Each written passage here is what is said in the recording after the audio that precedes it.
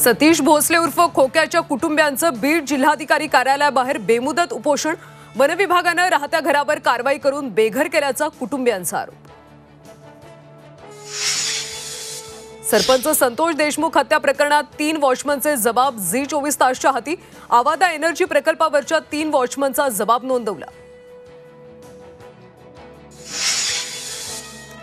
नाशिक बाजार समिती सभापतीपदी कल्पना चुंभळे यांची निवड। पद गेल्यानंतर पद राहत नाही ते आरोप करतात ते खोटे। चुंभळे यांची पिंगळेंवर टीका।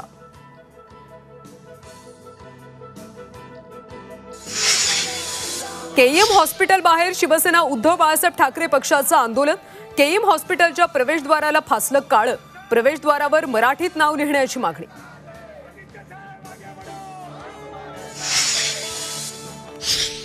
अंधेरी आरटीओ कार्यालयाचा अनागोंदी कारभार। 76,000 वाहनधारकांना बोगस चाचणीच्या माध्यमातून दिले वाहन परवाने। 2 अधिकाऱ्यांवर निलंबनाची कारवाई।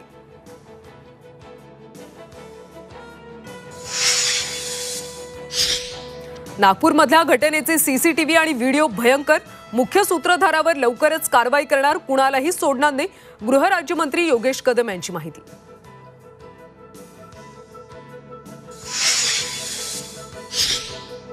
गुजरात पाठोपाठ आता महाराष्ट्रात देखील उभारणार फॉरेन्सिक सायन्स सेंटर। देशात नव्या 3 राष्ट्रीय फॉरेन्सिक सायन्स कॅम्पसला मंजुरी।